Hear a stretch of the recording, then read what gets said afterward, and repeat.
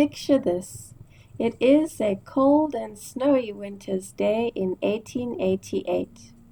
Two cowboys, Richard Wetherill and Charles Mason, are out looking for lost cattle. Their horses step through dry sagebrush, and they see a sandstone cliff up ahead, glinting in the few warm rays of sun. Something immediately catches Mason's eye.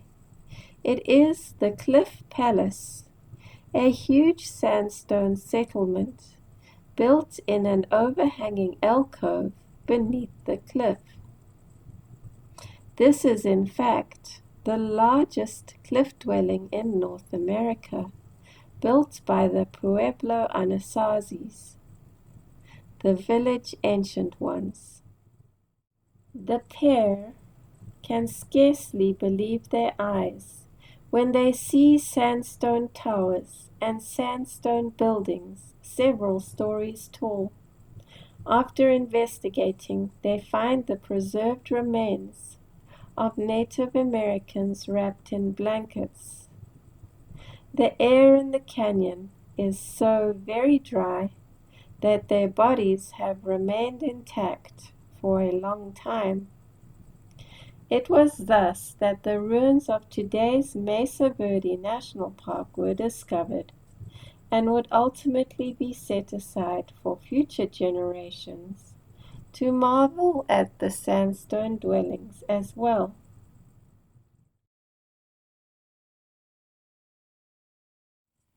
Mesa Verde National Park is tucked away in the far southwestern corner of Colorado, close to where the four corners of four western states meet, namely Colorado, Utah, Arizona, and New Mexico.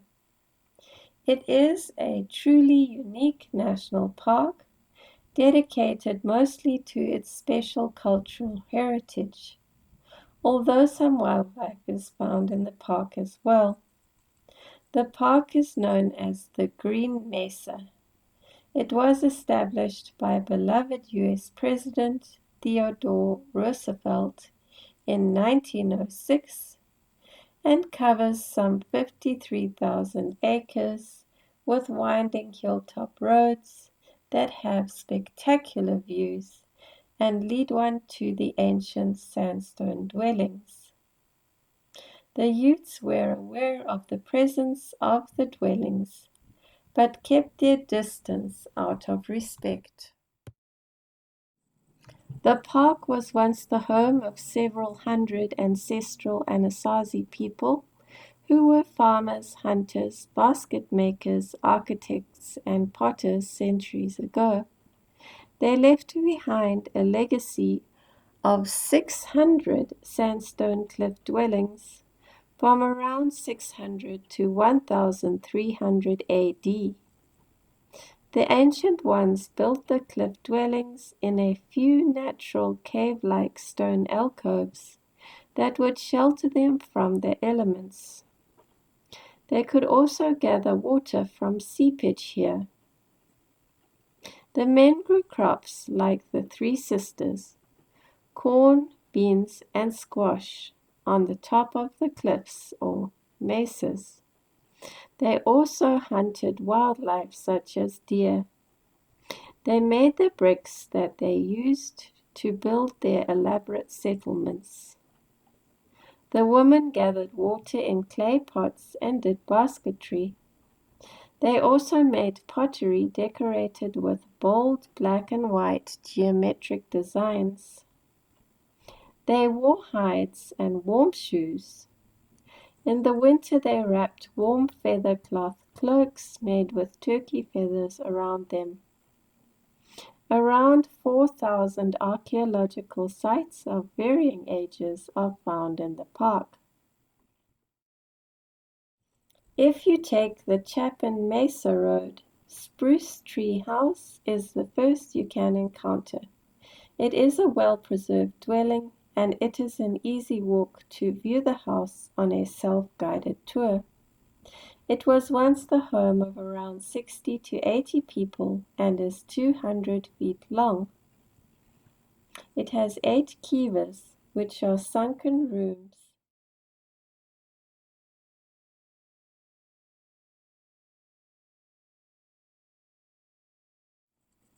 The trail continues through interesting rock formations if you continue along with it. Continue on the road to see the Sun Temple.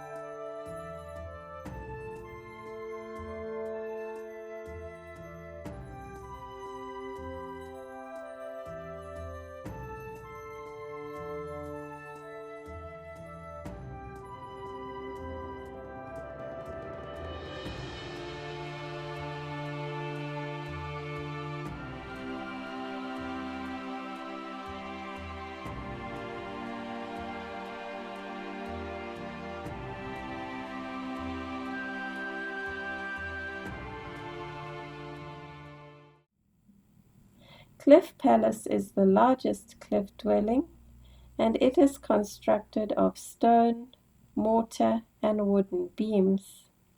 It is quite challenging to enter and exit the site, as you have to descend and climb step ladders to enter and exit. It is definitely worth the effort of the 1 hour-long walk, however, and reservations for the ranger-led walk are essential. The dwelling has 150 rooms and 23 kivas. Looking back in time, one can imagine the men farming above, women cooking, collecting water, weaving baskets, and making clay pots, and the elders speaking in hushed tones around fires in the kivas, while children played and dogs barked. It is believed that as many as 200 or more people may have lived here. It is definitely a place to be revered, and it is nice to sit in silence for a few moments and remember those who once made this place their home. The museum is worth visiting too. You can also take the Soda Canyon Overlook Trail and see the balcony house if you have time. Don't forget a hat, sunglasses, sunscreen, and water. Also wear good hiking shoes, as you will have to navigate steep and uneven stone stairs which may be covered with slippery sand. The weather is extremely changeable. It was a blistering hot day on the day we visited, but we were caught in a sudden storm when driving on the Wetherill Mesa Road, which started with sleet and then a torrential downpour that seemed to contain all 12 inches of annual rain at once. Golden eagles and peregrine falcons have been spotted in the park, and be sure you always watch your step due to the presence of venomous snakes. There are deer, rabbits, and mountain lions in the park, but these are rarely seen. A nearby town with lodging is Cortez. The Wetherill Mesa Road leads to the Step House and Longhouse, as well as a gift shop and place where you can purchase food on a small loop road. The Chapin Mesa Road leads to the museum, gift shop, and restaurant, Spruce Tree House, Cliff Palace, and Balcony House. If you are interested in seeing more Pueblo Anasazi structures, visit the Lowry Pueblo near Cortez and the Canyons of the Ancients Visitor Center and Museum at Dolores.